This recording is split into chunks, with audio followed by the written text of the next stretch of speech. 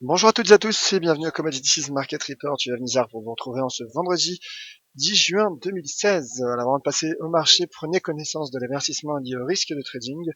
Négocier sur marge sur le marché des devises via des produits CFD comporte un risque élevé et ne peut être recommandé à tout investisseur. FXM et DailyFX ne pourront en aucun cas être tenus responsables de pertes ou dommages occasionnés à un client sans restriction des pertes ou manque à gagner qui pourrait découler directement ou indirectement de l'utilisation de ces informations. Alors, bonjour à tous qui venez de me rejoindre sur le chat. Je pense notamment à Tony Lux, Alès, Luc, Saïd et tous les autres. Merci à tous, bienvenue. N'hésitez pas à faire comme Saïd justement, à poser vos questions, à laisser vos commentaires, à poster vos graphiques. J'y répondrai au fur et à mesure finalement, puisqu'il y a justement une question de la part de Saïd sur le gold notamment. Bonjour Yoav, quel impact pourrait avoir un maintien du Royaume-Uni sur le gold et un Brexit? Bah écoutez mon cher Saïd, justement, alors ma théorie, alors je peux me tromper, mais ma théorie est la suivante. Un Brexit pourrait générer un climat d'aversion au risque général sur les marchés, une période finalement d'instabilité, d'indécision, qui pourrait profiter aux valeurs refuges, telles que le cours de l'once d'or. Donc en effet, en cas de Brexit, les marchés boursiers, selon moi, comme j'en parlais d'ailleurs cette semaine dans le webinaire, la deuxième partie du webinaire spécial Brexit, les marchés boursiers pourraient être fortement mis sous pression, mais le potentiel, car cela pourrait également, un Brexit pourrait profiter potentiellement du moins au cours de l'once d'or et aux autres métaux précieux. Il y a également d'autres paramètres à prendre en compte pour le cours de l'once d'or. Il y a également l'évolution du dollar, le dollar qui est fragile ces dernières semaines. Donc voilà, je pense en effet qu'un Brexit pourrait profiter au cours de l'once d'or. Alors, on poursuit avec les graphiques et le cours de l'once d'or en effet qui reste bien orienté, le dollar reste baissier. Voici le graphique du US dollar index qui certes a effectué un rebond rebond technique, mais le marché reste toutefois baissier. Le dollar reste orienté à la baisse. Regardez d'ailleurs le momentum. Le momentum est majoritairement baissier, majoritairement vendeur. Donc dans ce contexte, le cours de l'once d'or a un potentiel malgré un léger repli technique. Le cours de l'once d'or qui bénéficie également du repli des bourses. Le CAC qui est une nouvelle fois ouvert dans le rouge ce matin, ainsi que les autres bourses européennes. Et le marché qui travaille donc ce niveau à 1270 $. Donc ma cible à court terme pour le cours de l'once d'or se situe à 1279 $. La voici. C'est ce niveau de résistance. 1279 $. D'ailleurs, on l'a vu depuis le rapport NFP de la semaine passée, le marché en effet, le momentum aussi s'est accéléré en daily. Et techniquement, on en parlait justement de cette figure avec Vincent, comme Vincent m'a montré hier, il y a tout simplement le franchissement de cette oblique baissière court terme, court terme. En tout cas, cette oblique haussière courte, je dirais, formée depuis la séance du 2 mai dernier, qui a été franchie hier, ce qui donne un potentiel de hausse de nouveau pour le cours de l'once d'or. Alors, un des scénarios possibles, probable, en tout cas possible, c'est ce pullback sur cette oblique.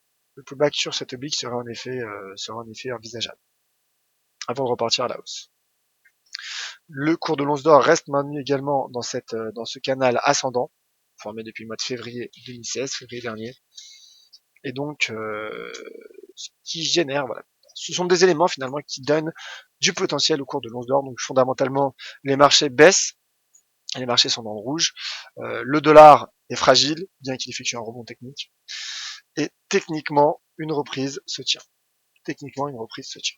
Donc haussier, vous l'avez compris, pour les métaux précieux. Le cours de l'argent à présent, le cours de l'argent qui reste lui aussi, qui profite finalement de tout ce climat, des mêmes arguments, je dirais, des mêmes éléments que le cours de l'once d'or ainsi que les autres métaux précieux. Le cours de l'argent qui a franchi hier, qui a franchi donc cette résistance proche des 17 $, donc à 16,88 $, et le potentiel est donc haussier. Le potentiel est haussier à court terme, en effet un retour sur ce niveau de résistance, alors avec les mèches certes, mais les niveaux de résistance tout de même, à 17,43 $ est envisageable, mais ça c'est pour du très court terme lors de l'intraday. Sur du moyen terme, vous avez ma cible à 18 $. $10 qui est le seuil symbolique qui joue également un rôle de résistance. Comme le montre le point haut du marché, atteint le 2 mai dernier, le cours qui reste soutenu par une oblique haussière, une droite de tendance haussière. Donc, dans ce contexte, le marché a en effet un potentiel de hausse suite à cette divergence baissière cachée. Le cours du pétrole, le pétrole qui effectue un repli technique mais qui reste, qui se maintient à l'intérieur d'un canal ascendant. Le pétrole qui reste bien orienté. Il s'agit, selon moi, d'un simple mouvement de marché, d'une prise de bénéfice. Après 3 séances de hausse consécutives, le marché du pétrole, que dire de plus, hein, simplement rappeler que ses fondamentaux s'améliorent, que l'offre se réduit vis-à-vis de la demande. Et donc, dans ce contexte, le marché qui a effectué la semaine passée un pullback sur les 48,75 pourrait également effectuer un autre pullback, donc sur son premier niveau de support à 42,66, voire sur les 48,75. En tout cas, le marché qui tente de repasser sous le seuil symbolique à $50, mais la bougie n'est pas clôturée. Hier, il a tenu les $50 en clôture. Je ne serais pas étonné qu'il y ait un reverse et que le marché tienne pour ensuite reprendre sa marche en avant la semaine prochaine. C'est un de mes scénarios en tout cas. Le cours du Brent à présent, donc qui lui également consolide légèrement. Que dire de plus, qui consolide, qui préserve également son seuil à $50, son seuil symbolique à $50. Le potentiel reste donc haussier. Le Brent, au même titre que le WTI, a finalement rebondi dès qu'il a atteint son premier niveau de support. Donc la cible à $54. De même que pour le WTI, finalement, me paraît envisageable à moyen terme, bien sûr, en swing. Donc là, c'est une stratégie swing pour le cours du Brent. Pour le cours du Brent. Le copper à présent, le cours du cuivre. Le cuivre qui est baissier, qui est bel et bien baissier, qui s'enfonce, qui a cassé les $2,04, $2,45 en effet, qui était le niveau de support que je présentais cette semaine. Il a même effectué un pullback sous ce niveau, donc ce qui montre le potentiel baissier du cuivre. Le marché se rapproche donc à grands pas des $2, $2 qui pourrait être une cible à court terme, à moyen terme plutôt, puisque le marché finalement, vous voyez, réagit directement sur son point bas de la séance du 9 juin. Regardez, hein, sur ce niveau de clôture, sur ces bougies de clôture, sur ce support finalement potentiel, directement le marché réagit. Donc en effet, shorter ce niveau de support à court terme ne permettrait pas d'optimiser selon moi son ratio R3, ne permettrait pas selon moi d'optimiser son risque, mais le risque reste baissier. Je rappelle qu'il y a eu un pullback sous les 2,45 €.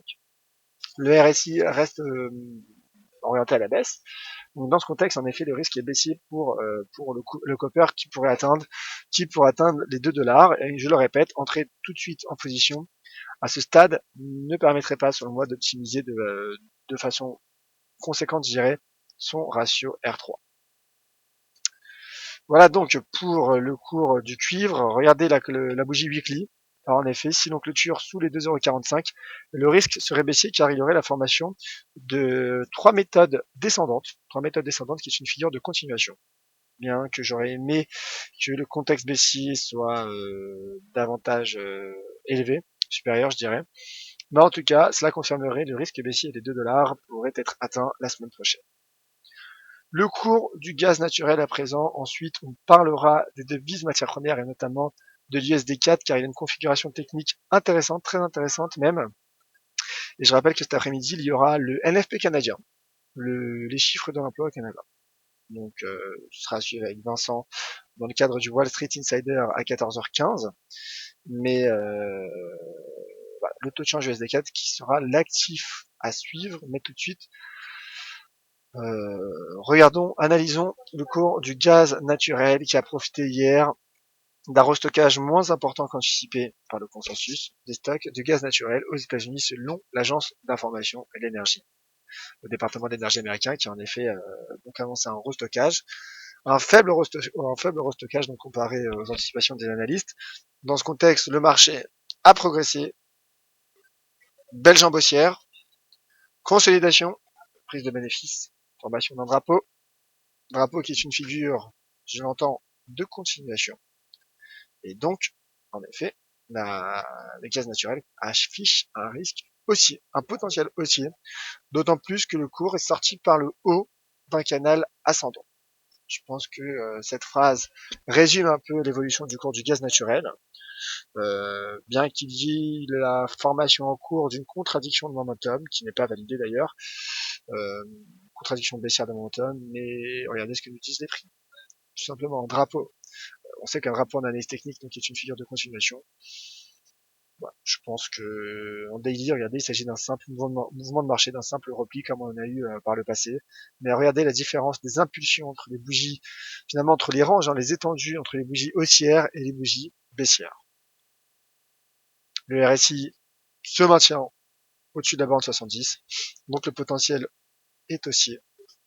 Le marché a atteint hier, je le rappelle, a franchi même mon objectif à 2,48, et donc la prochaine cible serait voilà, le marché là qui teste également, qui s'est repli d'ailleurs sur ce niveau, sur ce support devenu résistance potentielle. Donc en cas de franchissement, pour le coup, en cas de franchissement, un retour sur les 2,77$ serait envisageable. Et c'est en effet un scénario envisageable.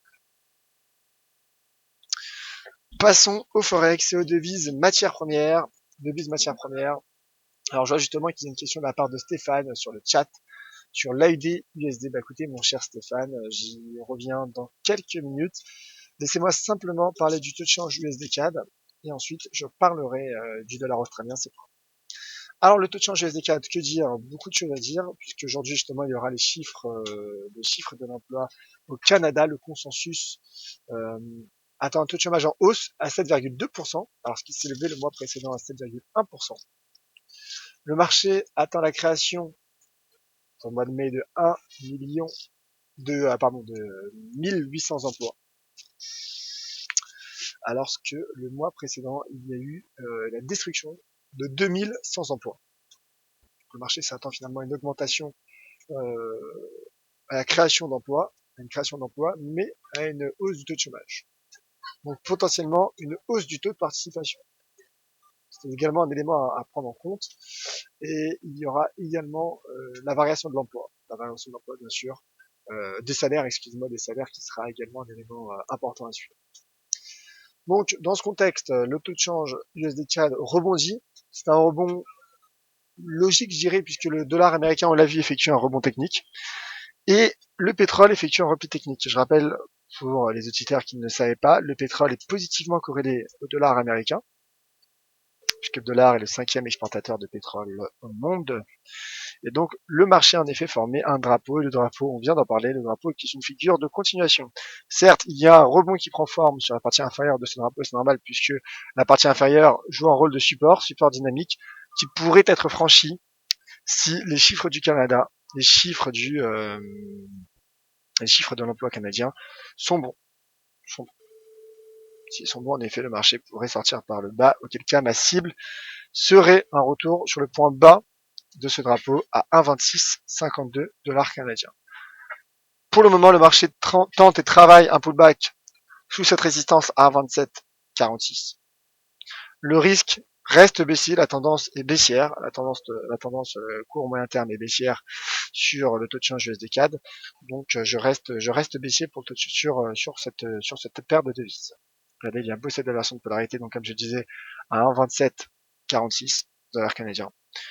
Mon scénario est une sortie par le bas de ce drapeau. Donc pour optimiser son risque, je pense qu'on peut soit attendre un retour sur la partie supérieure de ce drapeau, soit attendre la sortie par le bas de ce drapeau, qui est une figure donc de continuation, et donc le risque est baissier. Regardez, le RSI reste également sous les 50. Alors, on passe à l'AUD USD. AUD USD, notamment pour répondre à notre cher Stéphane. La UD USD qui consolide également, qui consolide. Et c'est là où on se rend compte que le dollar américain fait le marché, puisque le dollar rebondit, les paires en dollars baissent. En tout cas, les paires où le dollar est en devise de contre-valeur. Repli donc de l'AUD USD qui pourrait également effectuer un pullback sur ce seuil d'inversion de polarité à 0,7390. 93. C'est un scénario possible. Le dollar australien qui est affecté notamment par la baisse du cours du cuivre et de repli technique du cours de l'once d'or. Mais du point de vue fondamental, le taux de change AUD-USD conserve seulement un potentiel de hausse techniquement également. Un pullback sur ce niveau, donc sur ce seuil, reste possible et envisageable. Je rappelle qu'il y a eu la validation d'un rounding bottom, d'une soucoupe, qui est une figure de retournement, qui a pris forme. Alors certes, il y a une bougie qui n'indique pas finalement quelque chose de très positif pour le taux de change AUD-USD.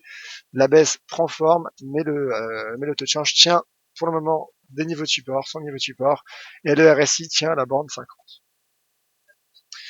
Donc dans ce contexte, le taux de change AUD-USD conserve toutefois selon moi un potentiel de hausse au moins pour revenir sur les 0,75 $. Je rappelle que ma cible était à 0,7515 qui a été quasiment atteint hier, qui n'a pas été atteint hier, puisque le marché a effectué un plus haut à 0,74, à 0,75, 0,43. Donc voilà, c'est quasiment atteint car c'était surtout finalement ce niveau de support, Donc en effet, quelques pips, ma cible n'a pas été atteinte, mais en tout cas voilà. Sachez que selon moi, le marché a un potentiel pour effectuer un pullback sur ce niveau pour retrouver les 0,75 à 0,2 $ américains. Le dollar néo-zélandais à présent, le NZD-USD, donc hier a bondi suite au statu quo de la réserve banque de Nouvelle-Zélande, de la banque de réserve de Nouvelle-Zélande. Le marché qui a réintégré un canal ascendant, un canal haussier, suite à sa sortie par le haut notamment de ce biseau baissier. Le potentiel est également haussier malgré un repli technique. En effet, pour gérer son risque, je pense qu'on pourrait le gérer justement si l'on est haussier sur taux de change NZD-USD avec cette oblique haussière, la partie inférieure de ce canal ascendant.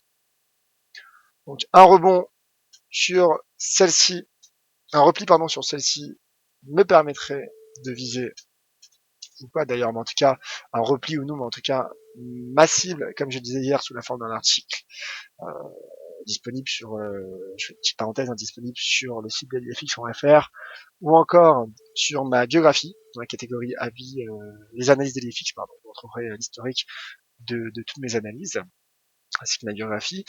Donc un retour sur les 0,7290 $ me paraît envisageable en swing.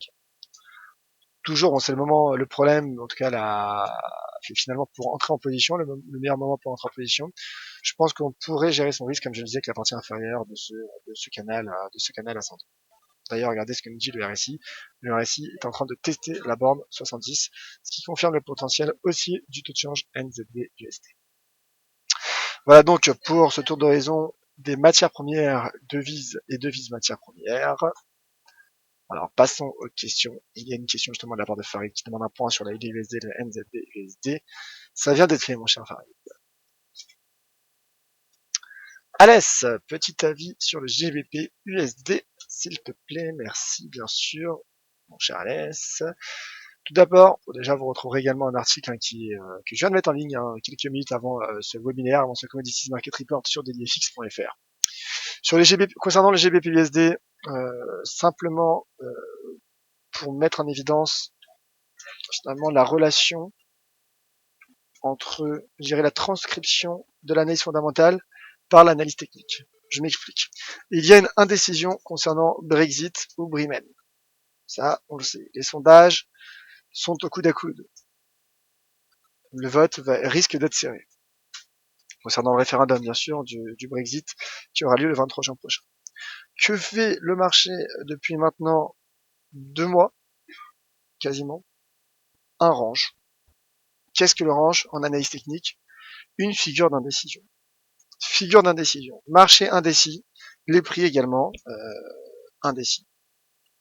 Donc, toutefois, malgré tout, un range me permet également de dégager des stratégies de trading, soit jouer justement un achat de support et une vente de résistance entre ces bornes 1,46, 97, allez voir les 1,47 avec les mèches et 1,43, 40 pour la zone de support. Je permettrait en tout cas d'optimiser son risque, soit d'attendre une éventuelle sortie par le bas ou par le haut, auquel cas une des stratégies serait de jouer la sortie. C'est-à-dire en cas de sortie par le bas, on dégage une stratégie baissière, en cas de sortie par le haut, une stratégie haussière, potentiellement. Tout cela nous permettrait d'optimiser son ratio R3. À l'avancée, au stade actuel, certes, on pourrait optimiser son ratio R3 en dégageant une stratégie haussière, mais je pense qu'il serait préférable tout de même d'attendre un retour sur les 1,4340. Certes, la livre sterling est fragile, malgré d'ailleurs le déficit, la réduction du déficit commercial britannique, mais le dollar américain effectue un rebond technique, ce qui explique notamment que le GBP/USD soit mis sous pression et qu'il teste, qu'il se rapproche en tout cas de la partie inférieure de ce trading range, de ce rectangle. Voilà, mon cher Alès. On poursuit avec les questions de la part de Jean-Claude. Bonjour Yoav, un petit mot sur les small cap. Merci. Alors écoutez, mon cher Jean-Claude, je n'ai pas de graphique de small cap sous les yeux. Ce que je peux vous dire, puisque vous me demandez un petit mot, sachez que lors de la prochaine conférence en ligne d'ElieFX, FXM, qui aura lieu donc le 24 juin prochain, il y aura un de mes invités donc viendra parler justement des small et mid cap. Il s'agit d'Harry Vollandler, gérant de fonds chez Hamilton, qui était venu il y a 3 mois, justement pour parler des small et mid cap. Ce sera justement l'occasion de faire le point sur ses stratégies et de parler de cette classe d'actifs dont il y a un potentiel. Je vous donne donc rendez-vous le 24 juin à 16h.